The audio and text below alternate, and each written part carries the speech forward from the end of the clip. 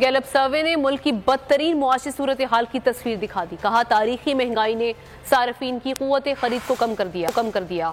66% کاروباری اداروں نے بدتر حالات کی تصدیق کر دی. 66% ادارے معاشی مستقبل سے مایوس ہیں. 90% اداروں نے ملک کی معاشی سمت غلط قرار دے دی.